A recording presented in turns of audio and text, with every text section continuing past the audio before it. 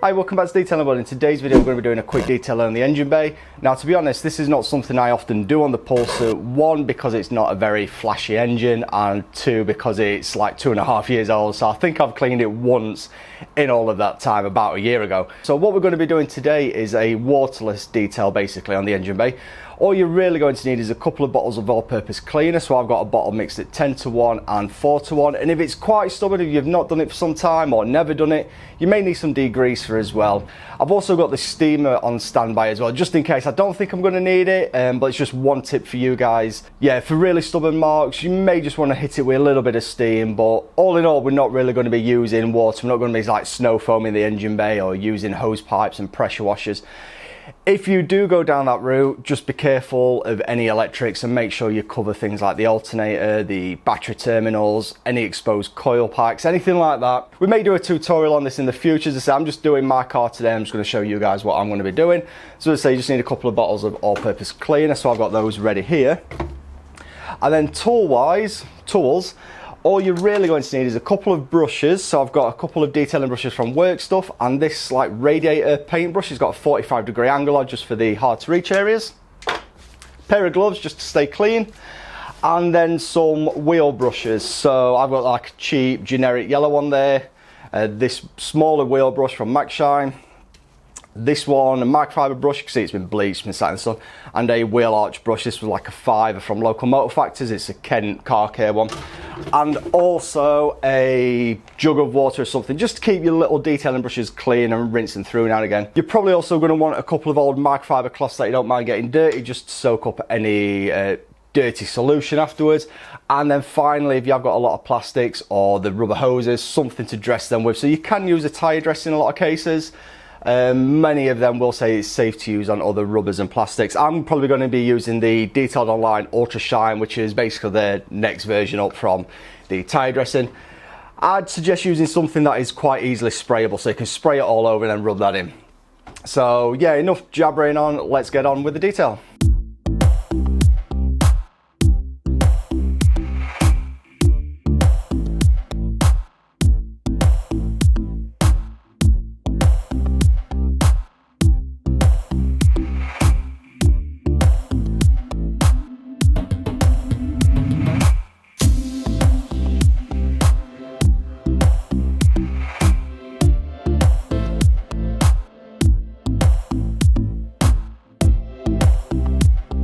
Okay, so let's get started then. So a couple of tips before we get too far into this is, first of all, start with the underside of the bonnet then, so anything that's going to drip off there is not going to be going onto freshly clean surfaces. Also, remove as much as you're comfortable with removing. So I've left the heat shield on here, but yeah, if you want to take that off, take that off. It makes it easier to clean underneath, and then depending on the age and the condition of that, don't get it too drenched either.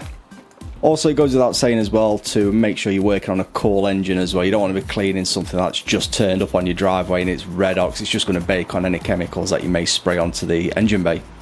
And then finally as well, make sure you do this before you wash the bodywork, because again, any overspill of the all-purpose cleaner or any degreasers, you're going to want to rinse that off from the bodywork as well anyway.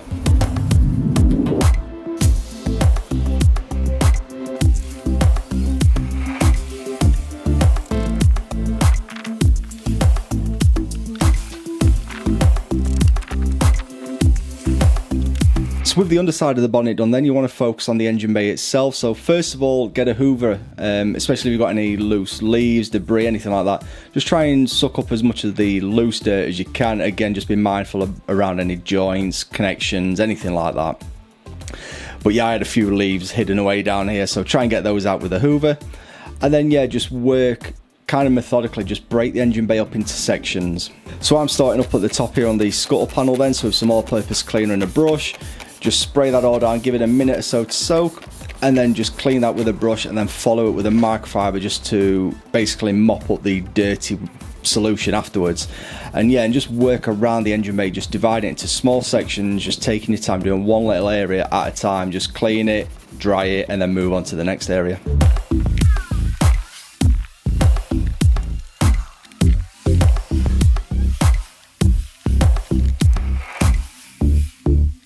So here then, where the wing attaches onto the rest of the car, whatever you call this area, I'm just applying a little bit of all-purpose cleaner. And then I'm going to use this steamer just to get into those joints to really blast it out. So if you're finding it difficult to get a brush in, then trying to get a little bit of steam in there will help as well, and that'll just draw out some of that dirt that's in there, especially if it's only light dirt. You also want to use steam on any really stubborn parts if your engine bay has been neglected. Again, though, just be mindful where you are using the steam. At the end of the day, it is just, you know, water that you're using, so yeah, be careful around any electrical components if you are unsure. And again, just take your time working around in small sections.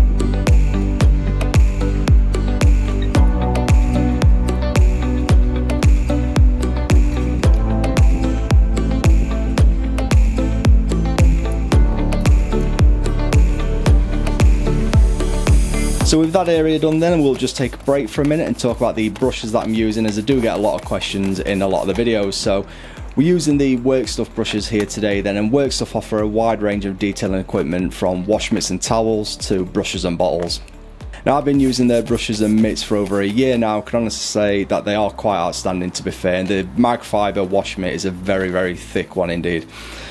The brushes, unlike the cheaper brushes which lose the bristles over time and kind of deform when you use them and apply pressure, these brushes still look as good as the day I got them, and they really do hold the shape as you're using them.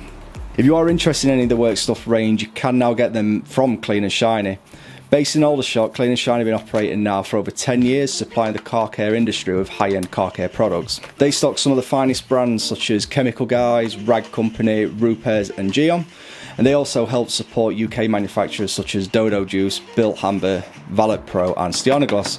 So be sure to check out Clean and Shiny at cleanandshiny.co.uk and use the code DW10 to get 10% off your order. You also get free delivery if you spend over £50. So again, thanks to Workstuff and Clean and Shiny, and we'll get back to the detail.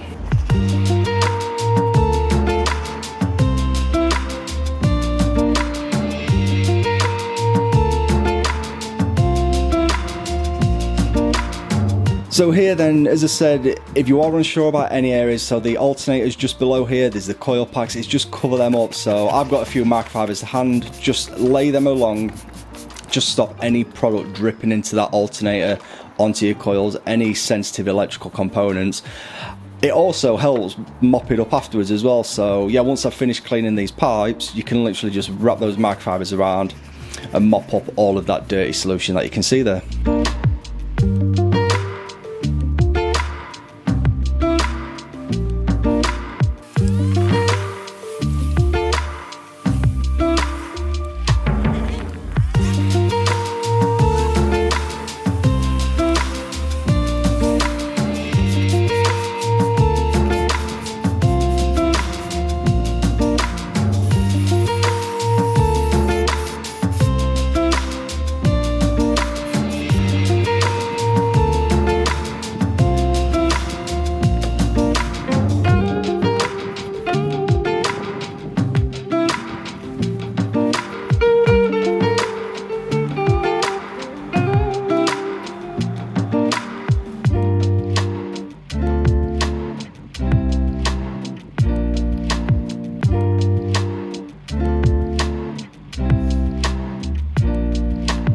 Now I know you might want to clean every single surface that you can, and I know I keep saying just be careful around some of the electrical components.